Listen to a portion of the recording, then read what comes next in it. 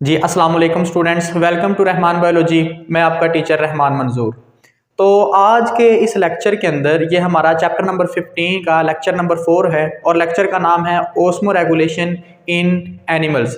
जानदार किस तरीके से अपनी बॉडी के अंदर वाटर और सोल्यूट इन दोनों चीज़ों को मेंटेन रखते हैं। इसके अलावा हम इस लेक्चर के अंदर दो और चीज़ें डिस्कस करेंगे। अगर हम ओस्मो रेगुलेशन के लिहाज से तमाम जानदारों को डिवाइड करें तो हम दो कैटेगरीज के अंदर डिवाइड करते हैं। उनमें एक कैटेगरी है ओस्मो कन्फॉर्मर और दूसरी कैटेगरी है ओस्मो रेगुलेटर्स। तो इन दोनों कैटेगरीज को भी हम इस लेक्चर के अंदर बड़ी डिटेल के अंदर डिस्कस करेंगे। तो लेक्चर सारा सुनिएगा। चलिए स्टार्ट करते हैं।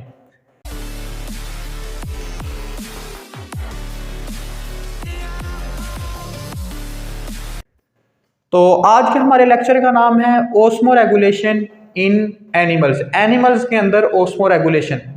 तो सबसे पहले नंबर पर अगर हम बात करें तमाम एनिमल्स की, तो तमाम एनिमल्स को एक काम की ज़रूरत होती है कि वो अपनी बॉडी के अंदर पानी और सोल्यूट उनके एक ख़ास कंसंट्रेशन को मेंटेन रखते हैं।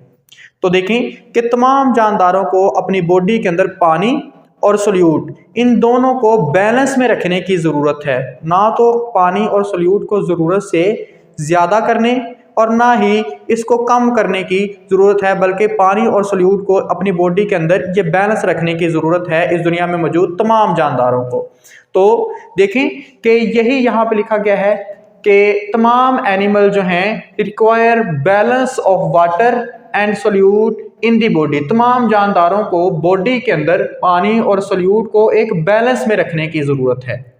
अच्छा, तो सबसे पहले अगर हम बात करें वाटर की, तो वाटर एक सेल के अंदर लगातार कंटिन्यूसली एंटर भी हो रहा होता है और कंटिन्यूसली सेल से बाहर रिलीज भी हो रहा होता है। ऐसा नहीं है कि वाटर सिर्फ सेल के अंदर दाखिल ही होता है, बाहर नहीं निकलता।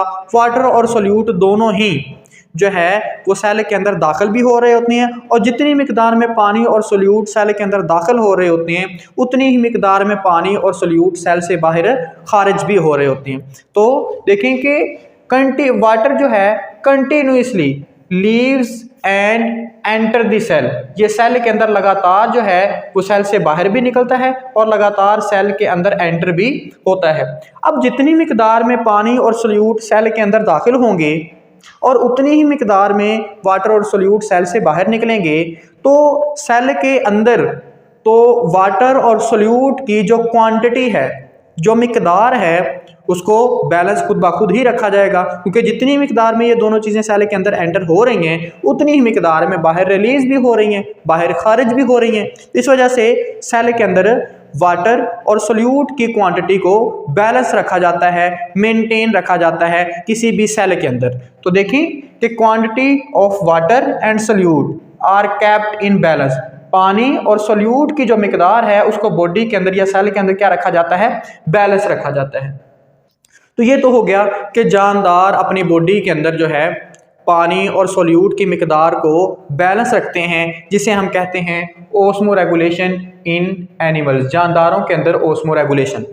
उसके बाद अगर हम इस दुनिया के तमाम जानदारों को ओस्मो रेगुलेशन यानी कि बॉडी के अंदर पानी और सोल्यूट को बैलेंस रखने के हवाले से अगर डिवाइड करें, तो हम इस दुनिया में मौजूद तमाम जानदारों को दो बड़ी कैटेगरीज के अंदर डिवाइड करते हैं। उनमें एक बड़ी कैटेगरी है ओस्मो कन्फॉर्मर और दूसरी बड़ी कैटेगरी है ओस्मो रेगुलेटर्स। तो सबसे पहले हम बात करते हैं ओस्मो कन्फॉर्मर्स की कि ओस्मो कन्फॉर्मर्स क्या होते हैं। तो ये सबसे पहले ओस्मो कन्फॉर्मर्स हकीकत में ऐसे एनिमल्स होते हैं जिनकी बॉडी के अंदर वाला जो फ्लूइड होता है, बॉडी के अंदर जो फ्लूइड होता है उसे हम बॉडी फ्लूइड कहते हैं। तो जिनकी बॉडी के अंदर वाला जो फ्लूइड होता है उसमें सोल्यूट की मिकदार उतनी ही होती है जितनी के बाहर वाले इन्वायरमेंट के अंदर होती है। जितनी सोल्यूट की मिकदार बॉडी के अंदर होगी उसके उस जानदार के साइडों पे जो इन्वायरमेंट है, साइडों पे जो पानी है, उसके अंदर भी सोल्यूट की मिकदार उतनी ही होगी। तो हम कह सकते हैं कि जितना सोल्यूशन गाढ़ा अंदर होगा उतना ही सोल्यूशन बाहर वाले इन्वायरमेंट, एक्सटर्नल इन्वायरमेंट के अंदर भी सोल्यूशन उतना ही गाढ़ा होगा। तो हम कह सकते हैं कि इन जानदारों का जो बॉडी फ्लूइड है, जो बॉडी के अंदर वाला फ्लूइड है, वो एक्सटर्नल इन्वायरमेंट के साथ आइसोटोनिक है। आइसोटोनिक का मतलब है कि जितनी एक्सटर्नल इन्वायरमेंट के अंदर सोल्यूट की कंसंट्रेशन है या जितना सोल्यूशन एक्सटर्नल इन्वायरमेंट के अंदर गाढ़ा है, इनकी बॉडी का जो फ्लूइड है, जो बॉडी का अंदर वाला फ्लूइड है, वो भी उतना ही गाढ़ा है और उस फ्लूइड के अंदर भी सोल्यूट की कंसंट्रेशन उतनी ही है जितनी के बाहर वाले इन्वायरमेंट में है। तो दोनों सोल्यूशन एक जितने गाढ़े हैं, तो हम कह सकते हैं कि इनकी जो बॉडी का फ्लूइड होता है वो एक्सटर्नल इन्वायरमेंट से मिलता है, सेम होता है। तो देखें कि इन एनिमल्स का जो बॉडी फ्लूइड है is kept isotonic to external environment. वो एक्सटर्नल इन्वायरमेंट के साथ कैसा रखा जाता है? आइसोटोनिक रखा जाता है। आता कि इवन इन मेराइन इन्वायरमेंट, अगर हम मेराइन इन्वायरमेंट की भी बात करें, अब मेराइन इन्वायरमेंट समुद्री इन्वायरमेंट जिसमें ऐसा पानी जिसमें साल्ट की मिकदार बहुत ज़्यादा होती है, उस इन्वायरमेंट के अंदर भी कुछ ओस्मो कन्फॉर्मर फिशेस पाई जाती हैं। अच्छा, ओस्मो कन्फॉर्मर जो फिशेस हैं उनकी अगर बाहर साल्ट ज़्यादा है, मेराइन इन्वायरमेंट के अंदर बाहर साल्ट ज़्यादा होता है, तो उनकी बॉडी के अंदर भी फिर साल्ट क्या होगा? ज़्यादा होगा। जितना सोल्यूशन बाहर गाढ़ा होगा उतना ही सोल्यूशन उनकी बॉडी के अंदर भी गाढ़ा होगा। तो हम कह सकते हैं कि उनकी बॉडी का जो फ्लूइड है वो आइसोटोनिक है एक्सटर्नल इन्वायरमेंट के साथ। जितनी कंसंट्रेशन उसकी बॉडी के अंदर वाले फ्लूइड के अंदर है, उतनी ही कंसंट्रेशन उसकी बॉडी के बाहर एक्सटर्नल इन्वायरमेंट के अंदर भी सोल्यूट की कंसंट्रेशन उतनी ही है। तो हम कह सकते हैं कि जानदार की बॉडी का जो फ्लूइड है वो एक्सटर्नल इन्वायरमेंट के साथ कैसा है? आइसोटोनिक है। जैसे कि ये मैंने दो फिशेस बनाई हैं, एक फिश मौजूद है इन फ्रेश वाटर और दूसरी फिश मौजूद है इन मेराइन वाटर। अब ये फ्रेश वाटर के अंदर ये साइडों पे जो मैंने ब्लैक कलर के डॉट लगाए हैं, ये डॉट शो कर रहे हैं साल्ट को, साल्ट या सोल्यूट। अब साइडों पे बाहर सारे का सारा पानी है और उस पानी के अंदर साल्ट मौजूद है। अब हमें एक बात का पता है कि अगर फ्रेश वाटर है तो साल्ट की मिकदार पानी के अंदर कम होती है, और अगर मेराइन वाटर है तो पानी के अंदर, इन्वायरमेंट के अंदर साल्ट की मिकदार ज़्यादा होती है। अब जो ओस्मो कन्फॉर्मर फिशेज होती हैं जोन सी फ्रेश वाटर में पाई जाती हैं, अगर बाहर साल्ट कम है तो उनकी बॉडी के अंदर भी साल्ट कम होता है। उनका बॉडी फ्लूइड जो होता है वो एक्सटर्नल इन्वायरमेंट के साथ आइसोटोनिक होता है, सेम होता है। इसी तरीके से अगर हम मेराइन इन्वायरमेंट की बात करें तो अगर बाहर साल्ट या सोल्यूट की मिकदार ज़्यादा है इन्वायरमेंट के अंदर, एक्सटर्नल इन्वायरमेंट के अंदर, तो उसकी निस्बत इनकी बॉडी के अंदर भी साल्ट की मिकदार जो होती है वो ज़्यादा होती है। यानी कि अगर बाहर ज़्यादा है तो अपनी बॉडी के अंदर भी साल्ट या सोल्यूट की मिकदार ज़्यादा रखते हैं, तो इनका भी इंटरनल बॉडी फ्लूइड जो है वो एक्सटर्नल इन्वायरमेंट के साथ कैसा है? आइसोटोनिक है। तो वो वाले जानदार जिनकी बॉडी के अंदर वाला जो इन्वायरमेंट है वो एक्सटर्नल इन्वायरमेंट के साथ आइसोटोनिक हो, जितना अंदर वाला सोल्यूशन गाढ़ा है उतना ही बाहर वाला सोल्यूशन गाढ़ा हो, तो उन तमाम जानदारों को हम नाम देते हैं ओस्मो कन्फॉर्मर्स की। अच्छा, जो ओस्मो कन्फॉर्मर्स हैं, जितना सोल्यूशन बाहर गाढ़ा है उतना ही सोल्यूशन उनकी बॉडी के अंदर भी गाढ़ा है, यानी कि वो अपने इन्वायरमेंट के साथ आइसोटोनिक हैं।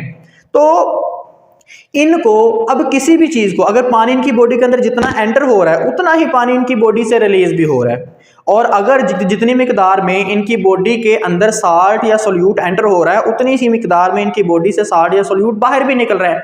तो इनको किसी भी ऐसे तरीकाकार की ज़रूरत नहीं है कि ये अपने एक्टिव तरीके से पानी को अपने अंदर से बाहर निकालें या पानी को अंदर लेकर जाएं, या किसी भी एक्टिव तरीके से ये साल्ट को अपनी बॉडी के अंदर लेकर जाएं या साल्ट को बॉडी से बाहर निकालें।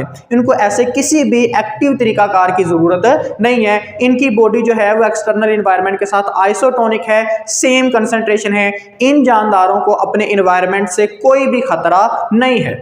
तो देखें कि इन एनिमल्स को डू नॉट रिक्वायर, जरूरत नहीं है actively to adjust their internal osmotic state, अपनी बॉडी की अंदरूनी ओस्मोटिक स्टेट को बरकरार रखने की किसी एक्टिव तरीके से इनको जरूरत नहीं है। तो ये जानदार कोई भी ऐसा तरीकाकार यूज़ नहीं करते जिसकी वजह से जिस तरीकाकार को इस्तेमाल करके ये अपनी बॉडी की अंदरूनी ऑस्मोटिक कंडीशन को मेंटेन रखें। इनकी इंटरनल ऑस्मोटिक स्टेट खुद ब खुद ही मेंटेन रहती है क्योंकि ये आइसोटोनिक इन्वायरमेंट में मौजूद है और इनका इन्वायरमेंट इनकी बॉडी के ऐन मुताबिक होता है। वो इनकी बॉडी के इंटरनल फ्लूइड को किसी भी तरीके से तब्दील नहीं करता। उसके बाद दूसरी जो ओस्मो रेगुलेशन इन एनिमल्स के हवाले से हमने जो दूसरी कैटेगरी बनाई थी वो दूसरी कैटेगरी है ओस्मो रेगुलेटर्स। अच्छा, अब ओस्मो रेगुलेटर्स क्या हैं? ओस्मो रेगुलेटर्स में जानदारों का जो बॉडी का फ्लूइड होता है, जो बॉडी के अंदर वाला फ्लूइड होता है, वो बाहर वाले एक्सटर्नल इन्वायरमेंट से डिफरेंट होता है। या तो बॉडी का फ्लूइड एक्सटर्नल इन्वायरमेंट से गाढ़ा होता है या फिर बॉडी का फ्लूइड है वो एक्सटर्नल इन्वायरमेंट से पतला होता है, लेकिन होता डिफरेंट है, सेम नहीं होता। इसमें क्या था, ओस्मो कन्फॉर्मर के अंदर जानदारों का बॉडी फ्लूइड एक्सटर्नल इन्वायरमेंट के जैसा था, लेकिन इसमें एक्सटर्नल इन्वायरमेंट से डिफरेंट होता है बॉडी फ्लूइड। तो देखें कि इसमें एनिमल्स की जो बॉडी फ्लूइड कंसंट्रेशन है, बॉडी के अंदर वाले फ्लूइड में जो सोल्यूट की मिकदार या जो कंसंट्रेशन है differs from the external environment, वो बाहर वाले इन्वायरमेंट से क्या होती है, डिफरेंट होती है। तो सबसे पहले अब देखें, हम दो इन्वायरमेंट के अंदर स्टडी करेंगे, एक हाइपोटोनिक इन्वायरमेंट के अंदर और एक हाइपरटोनिक इन्वायरमेंट के अंदर। तो सबसे पहले हम बात करते हैं कि जब कोई भी जानदार हाइपोटोनिक इन्वायरमेंट के अंदर मौजूद होता है। अब हाइपोटोनिक इन्वायरमेंट कैसा होता है? हाइपोटोनिक इन्वायरमेंट जिसमें सोल्यूट की मिकदार क्या हो, कम हो। तो यानी कि एक पतला सोल्यूशन, अगर आप एक फिश के साइडों पे जो सोल्यूशन मौजूद है वो पतला सोल्यूशन है, यानी कि हम फ्रेश वाटर ले सकते हैं, तो अगर पतला सोल्यूशन है तो पतले सोल्यूशन के अंदर पानी की मिकदार को, कौन सा हाइपोटोनिक इन्वायरमेंट है, ऐसा इन्वायरमेंट है जिसमें सोल्यूट की मिकदार कम होती है।